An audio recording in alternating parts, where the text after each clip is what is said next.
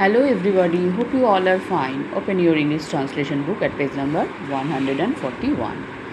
Chapter number 12. আজকে আমরা শিখব ইম্পারেটিভ সেন্টেন্সের ব্যবহার, অর্থাৎ নির্দেশ দেওয়া বা আদেশ দেওয়া, কাউকে অনুরোধ করা, অর্থাৎ এটা করো, ওটা করো না, প্লিজ এটা করে দেবে, এই যে কথাগুলো আমরা বলি, এই বাক্যগুলোকে বলা হয় ইম্পারেটিভ সেন্টেন্স। সেটা তোমরা বড় হলে আরও বিস্তারিতভাবে শিখবে। নামটা শুধু জেনে রাখো। এই আদেশ, উপদেশ বা অনুরোধ করা যে বাক্যগুলো দিয়ে আমরা বোঝাই তাদের বলে ইম্পারেটিভ সেন্টেন্স। দেখো, সাধারণত আদেশ, উপদেশ, নির্দেশ দেওয়া বা অনুরোধ করা বোঝাতে ইম্পারেটিভ সেন্টেন্সের ব্যবহার হয়। যেমন এটা করো, ডু ইট। দেখো, ওপরের বাক্যে আদেশ বোঝাচ্ছে, তাই ইম্পারেটিভ সেন্টেন্স হয়েছে। আরও একটা জিনিস লক্ষ্য করো, বাক্যটিতে সাবজেক্ট বা কর্তা অনুপস্থিত, অর্থাৎ কে করবে সেটা বলা হচ্ছে না, শুধু করার কথা বলা হচ্ছে। আরও কয়েকটা উদাহরণ দেখো, শান্ত হও, বি কোয়াইট, খুশি হও, বি গ্ল্যাড, আমাকে দাও, গিভ মি। তোমরা এই ধরনের বাক্য অনেক শিখেছো যখন তোমরা স্পোকেন ইংলিশের ক্লাস করেছো।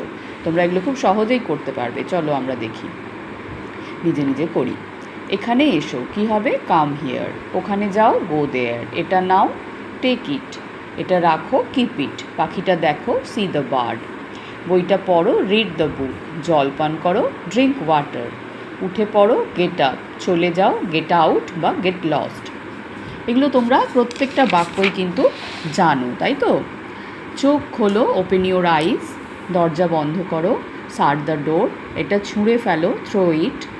তোমার মাথা নোয়াও, অর্থাৎ মাথা নিচু করো, বেন্ড ইয়োর হেড। বেন্ড মানে নিচু করা। চিঠিটা লেখো, রাইট দ্য লেটার। এটা দাও, গিভ ইট। এটা দেখো, সি ইট। গাড়িটা নড়াও, মুভ দ্য কার।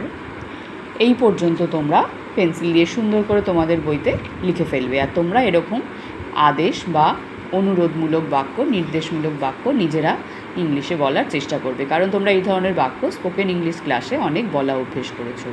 কোথাও বোঝার সমস্যা হলে ক্লাসে জেনে নেবে। সবাই ভালো থাকবে, বাই।